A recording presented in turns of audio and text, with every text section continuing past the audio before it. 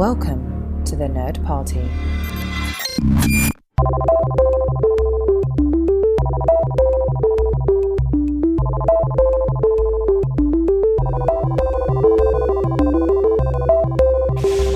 Hello, everybody at home, and welcome to Second Contact, a Lower Decks commentary podcast.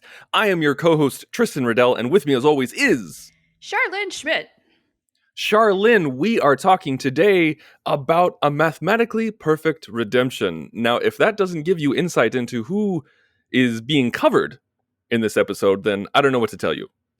Yeah, really, this is a pretty heavy clue.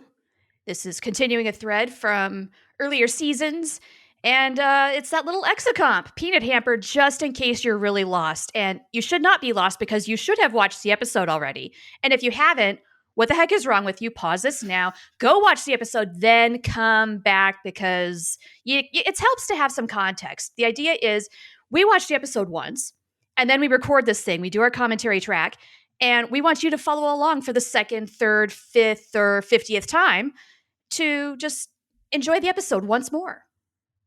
Absolutely. And so we are going to start our commentary just right off the bat because there's a lot to talk about, and you can listen to this while you're driving, while you're walking, or you can listen to this while you're watching. But either way, we're going to cue it up and give you a countdown to 3, 2, 1. We always start right after the Star Trek fanfare intro. And so as soon as that goes to black, that's when we're going to start. So, Char, are you ready? I am ready. Let's go. All right. And also, how Memory Alpha describes this episode is a wayward Starfleet ensign struggles to find a path to redemption. Here we go. All right. A 3. All right, ready. A 3, 2, 1, play. And off we go. Previously on Star Trek Lower Decks. I love the TNG font in Lower Decks. Like, it looks so sharp. It's, yes, very much this. I know the reasons why they chose the classic TOS font for official Star Trek merchandise moving forward. Like, once we got New Trek, we got a whole, a much more, what's the term we're looking for? Unified branding campaign when it comes to an umbrella that is Star Trek on Paramount Plus. Yeah. And so, like, evidence as the Star Trek fanfare that we get with Strange New Worlds and Lower Decks, and I'm sure we're going to get with Star Trek Picard and Discovery.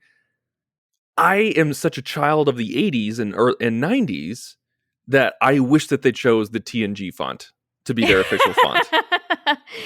Yeah, I don't know if I love it that much to make it the flagship font, I guess is what you might want to call it. I like that. Yeah. I understand why they went with the classic. Just for the unification, branding, blah, blah, blah. Yeah, but for Lower Decks, it just, oh my gosh, it works so well. And I didn't realize how much I missed that with the blue for titles of episodes and stuff like that until this show came along. Like, oh, wow, that looks really nice. So one thing I really like about the intro of this episode is that the previously seamlessly blends into the new stuff that we haven't seen before. Totally. And we get a completely different intro. Oh, yeah, right. And like, you can see that the Lower Decks title card kind of has this brushed metal feel to it. Uh-huh. Kind of like Peanut Hamper after she's been in space for a long time. Yeah. So this is, I think, is the very first time we've had a new, like a different Lower Decks intro from the usual. Like, they vary it with little things, but this is a completely new one. And Rutherford's implant is floating around in space too. And then right before it cuts to a new shot, it kind of like the light flickers a little bit, like it's turning on or something. So it's trying. It's got a little bit of electricity in it. So I like that she's counting the days. Yeah, and I appreciate that crossover with like the Brig. How many times Mariner's been in there? Right, it's a theme. She has her own Wilson that she's talking to. That's exactly what I was thinking with that too. Now, Sophia, Soph, is there any tie to that, or is that just a random name? I think that's just a random name. Okay. I I did could not be know. wrong. Hey, maybe there's some fans out there who know, they're like, actually, Tristan and Shar. Yeah, we're actually inviting you this one time to do the well, actually, to us on Twitter. By all means, let us have it. So creating a ship out of a nacelle, just one nacelle, is such a great idea. I love that. And Yeah. it makes me think of kind of like in Star Wars, where you see, I think we've seen people who take a one pod racing engine and turn that into a motorbike. Like Oh, it's yeah, kind of yeah. like that. What I love is just how rickety this thing is, but it works. And it looks like there's an old satellite for a deflector dish. I'm assuming that's what that's for. I think so. Just Yeah. wow, really nicely cobbled together there, Peanut Hamper. So, okay, when you first saw this episode, you first find out, oh, this is going to be all about Peanut Hamper. Were you excited? Yes, I was intrigued, I think more than excited, because I love it when shows do something different. Like when there's an episode that's outside of the norm, that maybe you don't see the main cast as much, or maybe the main cast is only in for a little bit, where you get a side character or someone you've never seen before. I mean, kind of like, and I'm not trying to be cute here, but Star Trek Next Generation's episode of Lower Decks. Like that episode where we follow the ensigns Yeah. around. Like I really like that idea of things. Yeah, I was pretty excited too. And once they showed us different title credits, I thought they're really going to commit to this. This whole episode is going to be about Peanut Hamper. Mhm. It's not going to be a B plot. This is not like a minor part of the story that's going to tie back to the Cerritos. No, she's dominating here. And I love the fact that they took this chance. They took that dangling thread where she was lost in space and made a whole story out of it. Now, apparently on the internet, everybody's all over the map as to whether they like this or not. Maybe it's because they don't like Peanut Hamper. Maybe they just think, okay, this was too far out of the box. I wanted my regular crew back, that sort of thing. I'm just kind of ambivalent. Like, there's things about this I appreciate. There's things that I don't necessarily care for. I'm ready after watching this episode to get back to the Cerritos. Where are you sitting on this? Yeah, I'm kind of the same as you, where like I saw a lot of people who were just over the moon on, even some people at the nerd party were talking about it, and like in our private chat, and just talking about how it's one of their favorites. They were just blown away at how different and cool it was. And I didn't want to rain on anybody's parade and kind of bring in my negativity, but I was kind of like, it's fine, it's okay, Yeah. I guess. That's more or less how I feel about it too. Like, this was an episode. I appreciate what they were trying to do here, and maybe, just maybe, there will be more of this story in the future, and maybe this is just a connecting piece that will actually elevate its stature in the grand rankings of things later on because of a future payoff that we don't know about right now. I don't know. I don't know. Or this is just that one off, like I don't know. Yeah, it's interesting. I like that we're dealing with an alien culture that we don't normally, a kind of alien culture that we don't normally see, where they're free of technology, but not, they're not worshiping Peanut Hamper as a god. I feel like it's Right. kind of one or the other. I mean, they're not intellectually primitive. They have just renounced using space exploring technology. I do like this race of bird people, though. Like, it's a cool concept. There's a whole culture around it that they've built in a very short amount of time. It's pretty cool. What I would love is for McMahon to go back to the episode where the exocomps came about in TNG and point out for us, saying this one's Peanut Hamper. But didn't Tendi create Peanut Hamper? Oh, did she? I completely forgot. I think so. We'll have to go back. I don't know about that one. My memory is crap, so I apologize if I'm wrong. We're looking that up as soon as we're done. Actually us on that one, please. But I mean, she did talk about her father, like getting back at her, like joining Starfleet to get back at her dad or something like that. Oh, that's true. So maybe she was created by the original exocomps. Maybe. Man, I maybe feel like a bad host because I cannot remember Peanut Hamper's origin right. story. Look, yeah, there's only so much memory. And we're getting older, and we've watched a lot of Star Trek since this last season. So, you know what, guys? This is what you get. I do love that Peanut Hamper like kind of called Rauda on it. Like he's like, that's a sky snake. And she's like, doesn't everything here fly? Wouldn't it just be called a snake? I appreciated that too. There's the logic tracks. Also, I want his abs. Like, what kind of crunches do I need to do? Like, what sort of okay, yeah, birds with washboard abs. Interesting Like, thought. his abs are so insane that feathers can't cover them. Yeah. That's how intense. That's pretty ripped. Yeah. Especially for a birdman. So it is funny because as Star Trek fans, we're watching this going, she is breaking every single rule of the Prime Directive. Like she's 100%. not just running to hell. She's practically sprinting there, and yeah. And then of course then they take it back by saying like, oh no, it's like an insurrection, where they had spacefaring technology beforehand and they renounced it, so it's fine. Yeah, but she didn't know that right away. Oh no, she knowingly she does not care. She's out to save herself. Right. Which really, that should have been our first clue as to how this story was going to end. Because, yeah, she's not even thinking about the Prime Directive. She's not thinking, oh, maybe I should hide from these people. It's like, no, save me, take care of me. Wah. So time has gone by. They're clearly showing that she's, acclimated. She's made peace with these people. Like, these people like her and know her. And it's also clear, like,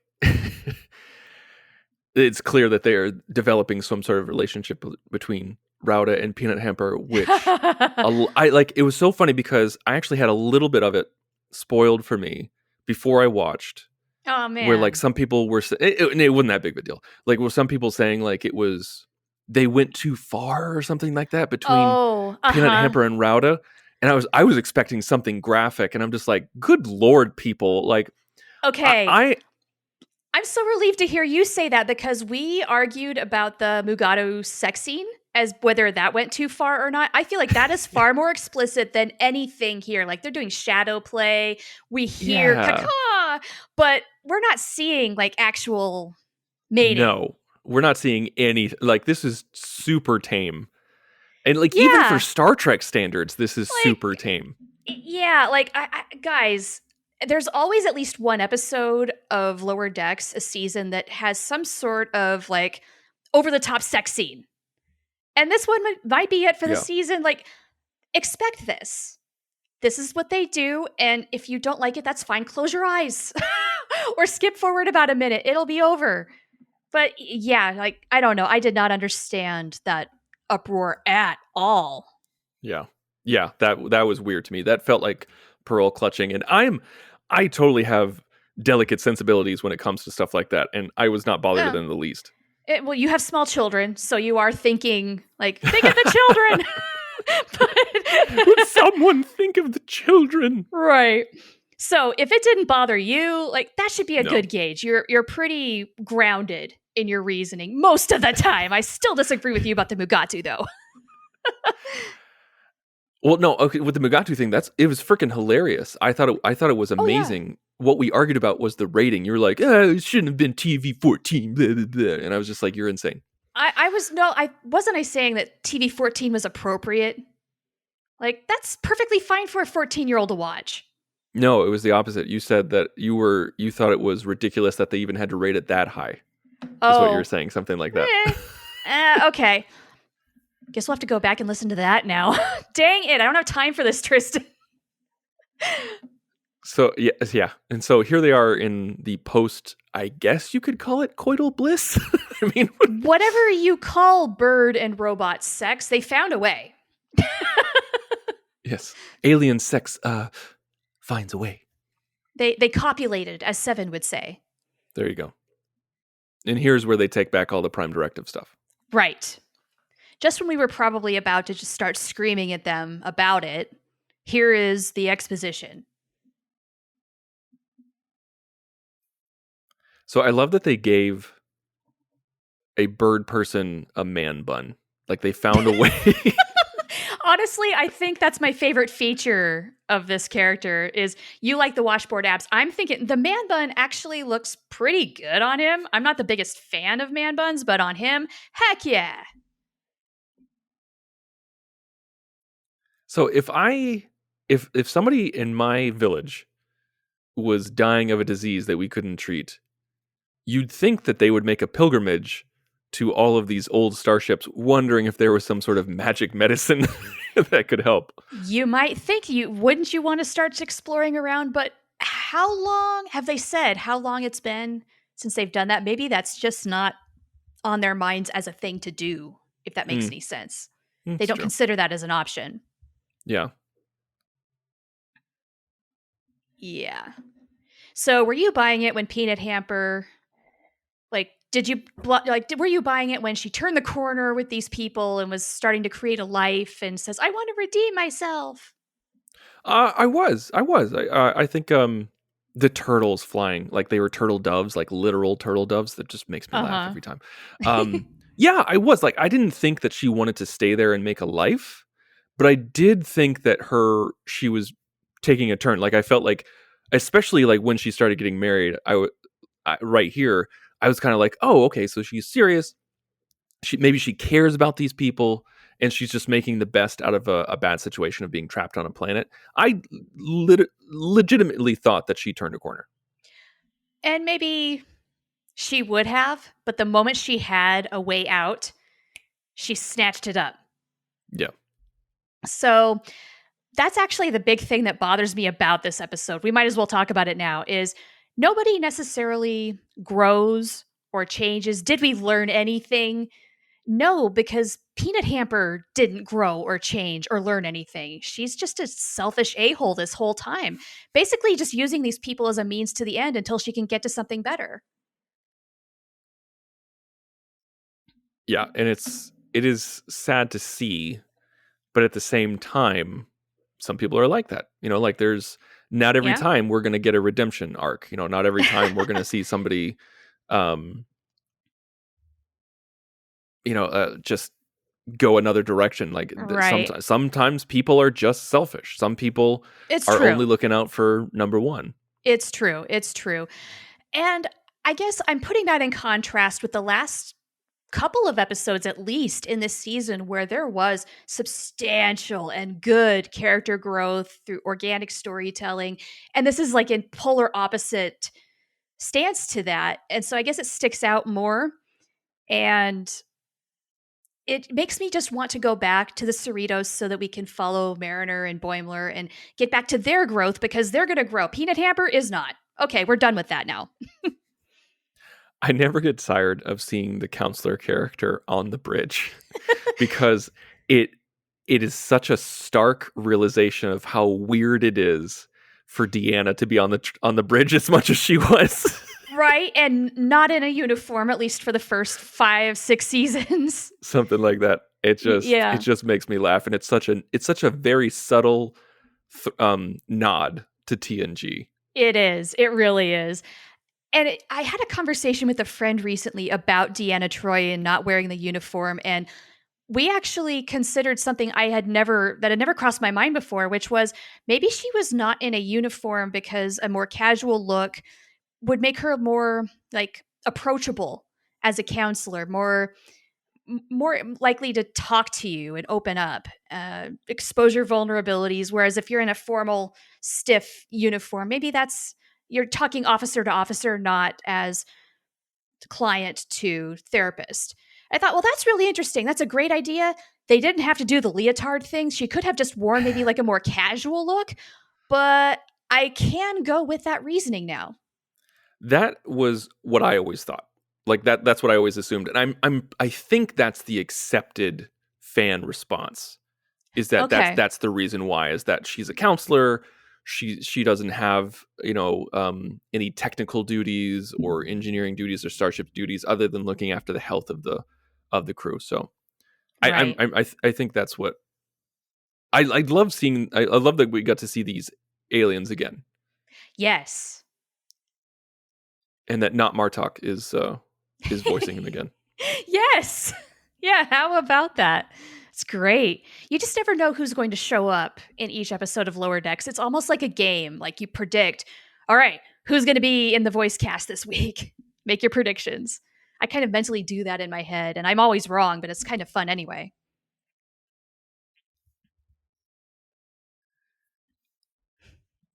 I love how this kind of looks like the Ewok village. Not to mention Star Wars again, but like the Ewok village in But you Star Wars. totally Like are. I know.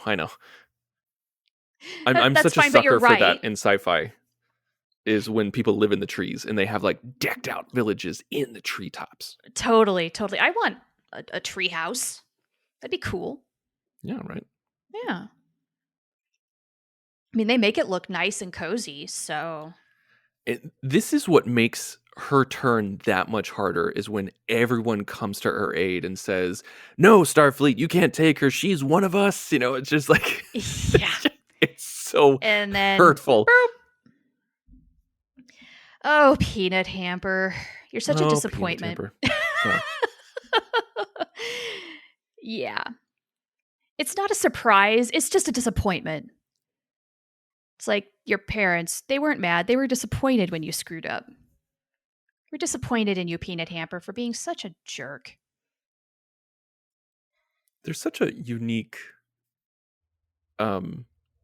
ability of Star Trek to be able to do this, where they can focus on one character, even if it's a tangential character. I know that's not a unique thing to Star Trek, but the way that Star Trek does it is unique. Like the ability to go in different dimensions, go to different times, different planets with different kind of aliens. Sure. I guess I should say it's unique to sci-fi. That's what I should say. And I really like that.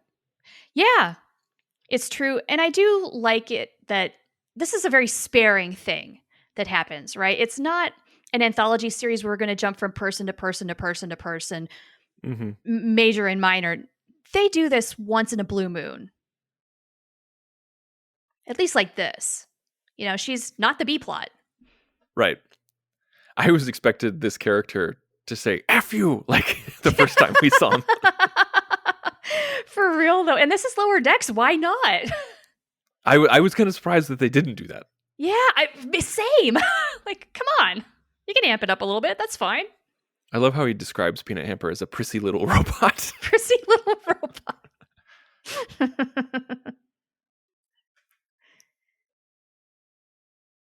And here she is just completely spilling it. Jeez. Yeah, I was honestly surprised by this one. I'm sure that people are kind of like who are listening to us are screaming at their at their speakers or whatever, saying like, "How could you be fooled by this? How could you be fooled by Peanut Hamper?" But I was. I look for the good in robots, guys. I figured that would just be way too good to be true. So there was a part of me in the very back of my mind that was just waiting for it the whole time. Thought, oh, okay, she's going to perform. How is she actually going to redeem herself? Oh, she's not. Never mind. So I got about halfway there. Like as he's crying, a tree on fire falls behind him, like trying to really nail home, like so dramatic, how horrible this betrayal was. And it is, though. It's very stark. She's just, I'm out of here. Smell you later. F you all. Bye. Yeah, and that's the thing. Like he was like, this happened. Like they were literally at the altar, and right. Yeah, he thought he was going to spend the rest of his life with this robot, and now she's gone. He was nothing to her. Yeah, I feel bad for him, and I hope he gets his revenge sometime down the road. Like we'll see him in a very a cameo, very small part. Let's just find out how he's doing and if he's okay. Now the Cerritos gets really roughed up in this battle. It does. Like we see some serious scorch marks, and I never get tired of seeing the Cerritos just get the crap beat out of it. I don't know why. Time. Like with the Enterprise or with Voyager, the Defiant, anything like that, it always kind of bothered me. I always felt like some sort of special connection with the ship where I'm just like, oh no, it's hurt. But it happens so much with the Cerritos that I've become desensitized to it. It gets whippings on a regular basis. So these controls of these ancient ships must be as intuitive as hell for a birdman who has had no technology in his life to be able to fly it safely into space and defeat an enemy vessel. They must be so advanced that it just takes absolutely no effort to know exactly what to do. It's like it reads your mind. It's that intuitive. Like, where's the fly button? Warp me.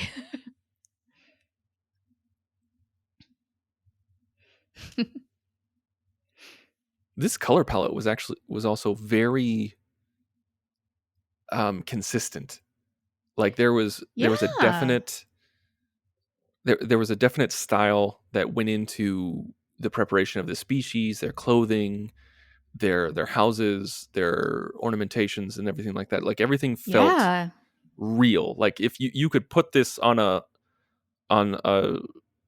real world situation, and it would just work. Besides the feather man bun and the abs, but everything else. Yeah, I'm so glad you pointed that out. Like I wasn't ever explicitly noticing that, but you're absolutely right. It's definitely working there. So here we get a callback to the self-aware megalomaniacal computer storage that we had with Wei-Yun's evil robot.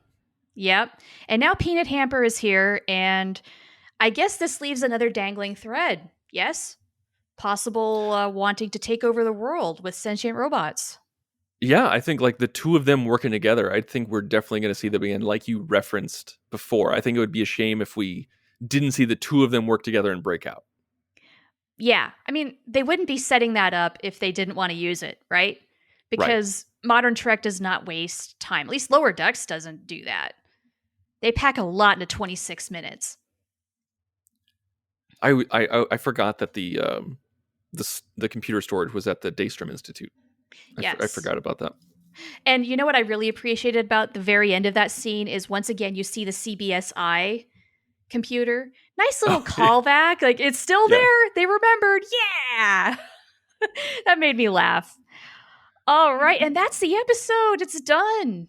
Well, there you have it, folks. So that was our that was our commentary on A Mathematically Perfect Redemption. Like both of us are just kind of like, I'll probably never watch that one again. I mean, I probably, if I'm looking for a heavy hitter, this is not it.